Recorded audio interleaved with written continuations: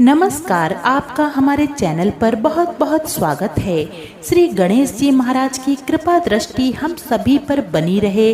आइए प्रेम और श्रद्धा पूर्वक सभी व्रतों में सुनी जाने वाली और मनोवांछित फल प्रदान करने वाली श्री गणेश जी महाराज की इस पवित्र कथा का श्रवण करते हैं। कथा इस प्रकार है।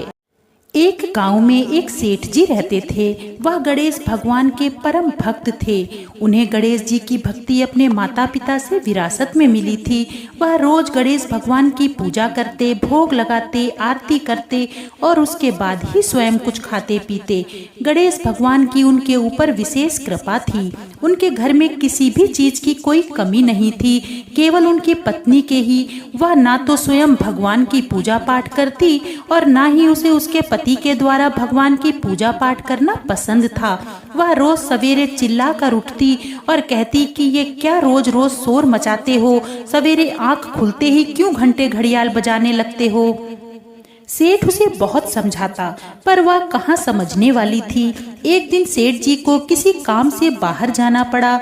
उन्होंने अपनी पत्नी से बड़े ही प्रेम भाव से कहा, शांति, मुझे एक दिन के लिए घर से बाहर जाना है। बस तुम इतना काम कर लेना कि प्रभु के भोग का ध्यान रखना, नहीं तो मेरे प्रभु भूखे ही रह जाएंगे।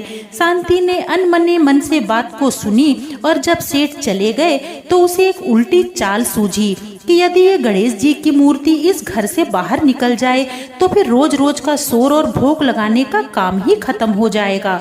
उसने घर के पीछे जाकर एक गड्ढा खोदा और गणेश भगवान की मूर्ति को उसमें दबा दिया।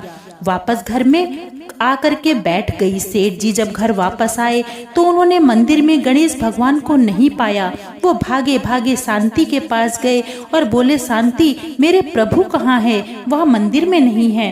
शांति बोली, अरे मुझे क्या पता, मैंने तो कल रात ही धूप आरती करके भोग लगा दिया था और फिर पर्दा लगा दिया था। सेठ जी पागलों की तरह गणेश भगवान को घर में ढूंढने लगे और जब भगवान उन्हें वहां नहीं मिले तो वह रोने लगे और पछताने लगे कि यह काम केवल शांति का ही है, उसे ही मेरी पूजा पाठ करना पसंद नहीं था। उसने शांति से कहा, शांति, यदि मेरे प्रभु मुझे नहीं मिले ना तो मैं खाना पीना सब छोड़ दूंगा। शांति को लगा कि एक दो दिन नाटक करेंगे, उसके बाद सब ठीक हो जाएगा। सेठ को रोते बिलखते 7 दिन बीत गए। वह शांति से बोले, शांति, मुझे पता है कि तुमको ही मेरी पूजा पाठ करना पसंद नहीं था। मेरी गणेश भगवान की प्रतिमा को तुम ही ने कहीं छिपाया है। यदि मुझे मेरे भगवान गणेश आज नहीं मिले तो मैं कुएं में कूदकर अपनी जान दे दूंगा। अगर शांति मुंह खोलती तो उसका अपराध पकड़ा जाता। इस पर वह झल्लाते हुए बोली, आप मुझ पर शक कर रहे हैं, मुझे कुछ भी पता नहीं, मैं एक नई प्रतिमा ले आती हूँ। पर सेठ जी को अपनी वही प्रतिमा चाहिए थी। वह फिर रोने लगे। शोर की आवाज सुनकर गांव के लोग भी इकट्ठे होने लगे। लोगों की आस्था भगवान भी देख रहे थे। वह भी अब अपने भक्त के पास जाने के लिए बेचैन हो उठे थे। उधर कुएं की दीवार पर जब सेठ चढ़ गए तो शांति भागी भागी घर के पीछे पहुंच गणेश भगवान की प्रतिमा को गड्ढे से निकालने लगी। पर गड्ढे में तो गणेश भगवान की प्रतिमा ही नहीं थी, क्योंकि गणेश भगवान ने स्वयं ही अपनी प्रतिमा वहां से निकाल दी थी। तब गणेश भगवान बालक का रूप लेकर आए और अपनी प्रतिमा को साथ लाके सेठ से बोले, अरे काका, देखो तो यह सुंदर प्रतिमा मुझे मिली है। सेठ जी ने देखा तो खुश होते हुए बोले, अरे ये तो मेरे ही गणेश भगवान हैं, इन्हें ही तो मैं कब से ढूंढ रहा था। वह बहुत प्रसन्न हुए। उन्होंने बालक को गले लगा लिया तथा रोते रोते भगवान गणेश की प्रतिमा को स्नान कराया तथा घर के मंदिर में फिर से स्थापित किया। वह बालक घर के मंदिर में पहुंच शांति की ओर देखकर मुस्कुरा रहा था।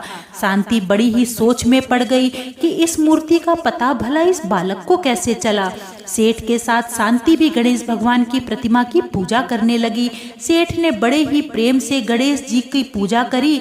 अब उस बालक को धन्यवाद देने लगे। बालक, जो कि स्वयं भगवान थे, बोले, अरे काका, क्या आज मुझे भोग नहीं लगाओगे? सेठ जी भागे भागे गए और भोग लेकर आए। जैसे ही वह भोग लेके मंदिर में पहुंचे तो देखा कि बालक तो वहाँ है ही नहीं और गणेश भगवान की प्रतिमा में से अलौकिक प्रकाश उदित हो रहा था। इधर शांति को भी अपने किए का पश्चाताप हो चुका था। वह समझ गई थी कि यह चमत्कार स्वयं भगवान गणेश ने ही किया था। वह स्वयं बालक बनकर अपनी प्रतिमा लेकर आए थे। दोनों भाव विभोर हो गए। उस रात भगवान ने उसे दर्शन दिया और कहा कि मेरे साथ साथ शुभ लाभ और रिद्धि सिद्धि एवं माता लक्ष्मी सदा सदा तुम्हारे घर में वास करेंगी। तुम सदा दीन दुखियों की सेवा करना। इस प्रकार सेठ की भक्ति एवं श्रद्धा का फल उसे प्राप्त हुआ। भक्तों, इस कथा को जो भी सुनता है, गणपति भगवान की उस पर परम कृपा रहती है और माँ लक्ष्मी सदैव उसके घर में विराजित रहती हैं। चैनल को सब्सक्राइब जरूर करिए। फिर मिलेंगे एक और भक्तिमय कथा को लेकर। बोलिए श्री गणेश भगवान की जय।